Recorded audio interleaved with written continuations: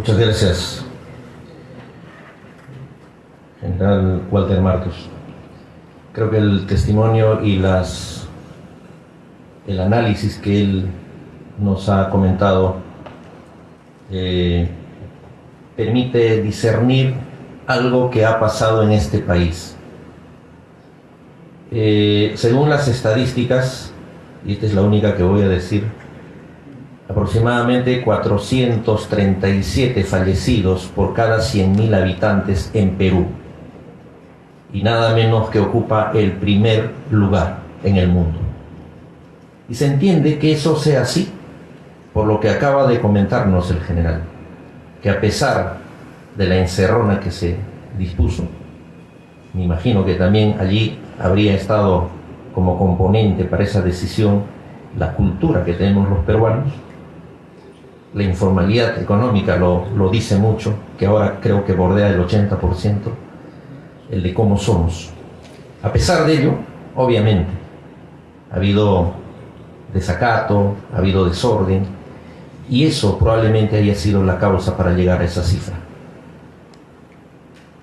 Y entonces esto debe servirnos como enseñanza también para que quienes diseñamos infraestructura hospitalaria, infraestructura clínica, tomemos en cuenta los factores de bioseguridad en estos nuevos hospitales, porque no estamos libres de que en cualquier momento alguna enfermedad emergente nos visite nuevamente. Dicho esto, invito a nuestro segundo panelista. Él es el doctor Rafael Doig-Bernoulli. Él es médico nuclear, es médico cardiólogo. Tengo la dicha de conocerlo desde hace mucho tiempo. Así que, maestro, adelante para su alocución.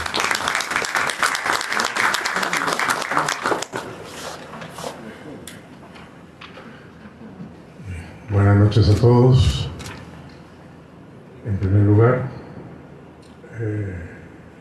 saludo al ingeniero Cueva, al ingeniero Mitma, anfitriones de esta noche, a mis copanelistas, general Martos y doctor Santillán, la presencia del ingeniero Sillonis también. A todos ustedes, buenas noches. Quiero en primer lugar agradecer al ingeniero Mesías Guevara Macifuen por la invitación generosa a dar una opinión, lo cual ya es bastante audaz desde mi parte, sobre lo que otro ha escrito. Y más aún, relativo a un tema que para nosotros los médicos es particularmente doloroso, por lo que significó esas más de 500 fotografías que adornan, de alguna manera hay que llamarlo, el frontis del Colegio Médico, entre los cuales tengo la honra, pero también la tristeza de tener a mi suegro ahí, un médico brillante, presidente de la Academia de Ciencias, presidente de la Academia de Medicina, ex rector de Cayetano Heredia, en fin. Ese calibre por los títulos, pero también otro calibre de médico al costado de la cama del paciente, que fue el saldo de víctimas que tuvimos que lamentar la clase médica, sumado al de las enfermeras, que también estaban al lado de la cama del paciente, sumado al de los tecnólogos médicos, a lo de los auxiliares de enfermería, que para ellos lamentablemente no hubieron fotos, pero sí una estadística de cuántos fueron. Con ese marco que no pretende deprimirlo, sino simplemente hacer referencia a algo real, es que me voy a referir a lo que me han invitado a hacer algunos comentarios respecto de este libro. En primer lugar, quisiera que nos pusiéramos de acuerdo sobre 3 premisas claras que debemos tener sobre el COVID. La primera es que fue un agente patógeno y un cuadro clínico totalmente desconocidos para todos. Por lo tanto, no había manera de que lo tuviéramos en el mapa de enfermedades prevenibles. Por lo tanto, nos sorprendió. Nuestro sistema de salud es un sistema que no está preparado ni orgánica, ni funcional o financieramente para este tipo de desastres súbitos. Podemos tener asignados en el presupuesto general de salud el tratamiento de inundaciones o en el presupuesto general de la República, inundaciones, sismos, etcétera, etcétera. Y hay dos grupos de patologías que la Organización Mundial de la Salud aconseja que lo metamos en los presupuestos como si fuera un desastre: las enfermedades cardiovasculares y las enfermedades neoplásicas.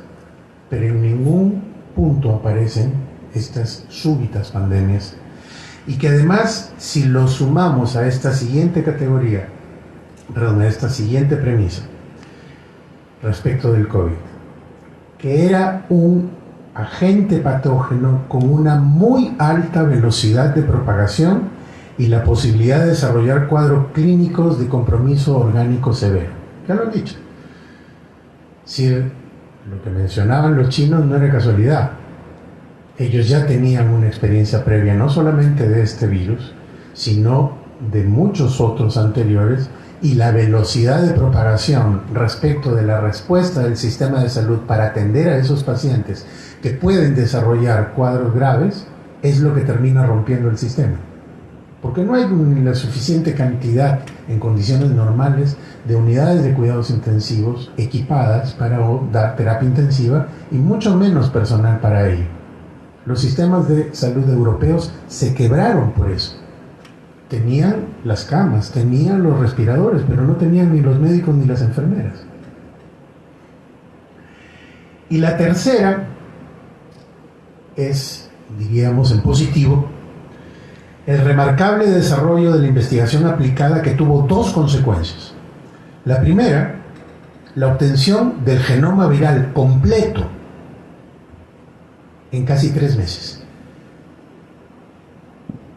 Eso fue desarrollo tecnológico que permitió lo que, por ejemplo, el genoma humano duró casi 10 años. En este virus en particular, en 3 meses teníamos el genoma completo. Pero lo más importante es que se desarrolló la primera vacuna con resultados de inmunidad específica aceptable, no óptima, aceptable, en 1 año. Ojalá hubieran tenido algo como por el estilo en la epidemia de la gripe española entre 1918 al 25, y que no tuvo una velocidad de propagación mayor simplemente porque en esa época no había aviones, solamente había barcos y había más carretas que automóviles, lo cual no fue la realidad nuestra en el 2020. Entonces nos enfrentamos a una situación que tuvo estos 3 elementos conceptuales. En función de eso es que ahora podemos entender bajo qué términos es que el ingeniero Guevara nos aporta este libro. El libro en sí, tenemos que tomar en cuenta que es un libro de tipo testimonial, y lo hace en estas 3 dimensiones. Es testimonial en lo personal, es testimonial en lo familiar y es testimonial en lo político. No pretendamos que este libro sea una guía de desastres para circunstancias similares, porque no lo es. Y su desarrollo, como ya lo mencionó el ingeniero Guevara, discurre a través de hitos que sí pueden tomarse como una secuencia de muestras de solidaridad humana en funcionarios con importante responsabilidad funcional en un órgano de gobierno. Y esa es una faceta que usualmente trasciende a la capacidad técnica. Se puede tener un mono con un diploma de Yale o de Harvard, pero si ese mono no tiene ni el más mínimo sentimiento empático sobre lo que es su acción política de gobierno, definitivamente lo que tenemos es un mono con título. Y de esos abundan mucho en la administración pública.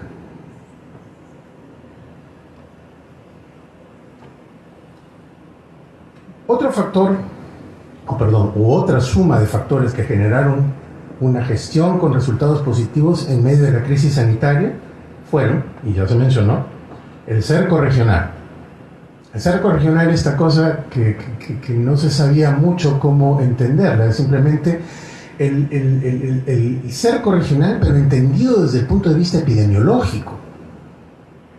Si yo quiero asumir una cárcel, es un cerco regional.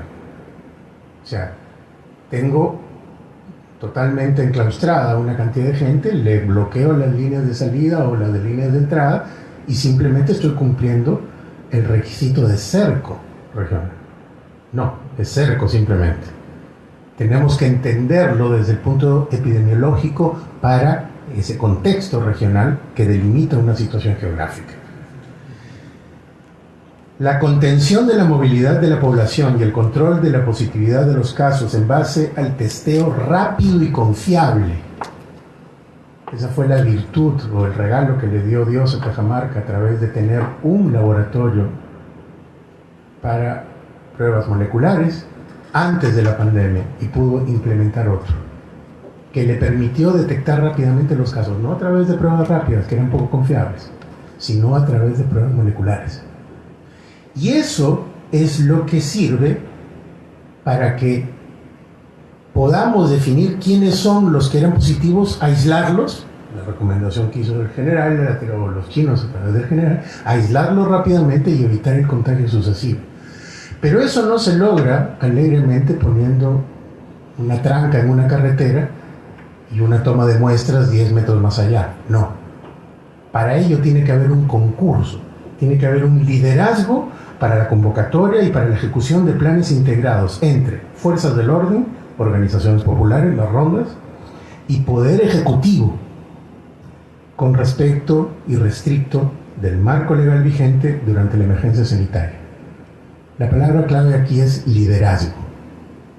Y estoy siendo repetitivo porque ya también se lo dijeron al ingeniero Macías Guevara. Él tuvo el liderazgo de reunir a todas estas fuerzas que he mencionado a través de un objetivo común. La instalación y puesta en marcha de manera rápida de laboratorios para el procesamiento de pruebas moleculares y su impacto en la mantención de ese cerco digital, regional. Pero además hubo la capacidad, que no todos la tienen.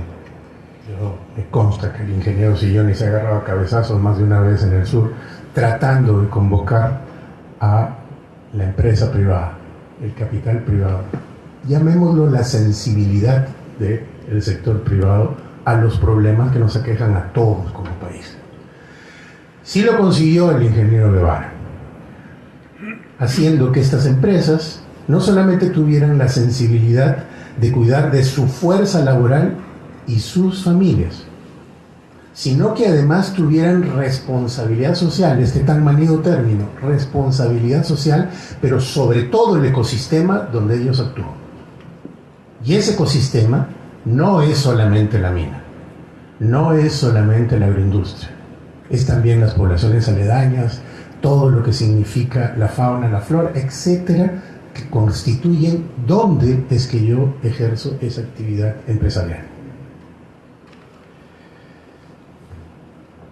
¿Cómo se trató al equipo de trabajo en este libro? ¿O cómo se refleja el equipo de trabajo en este libro?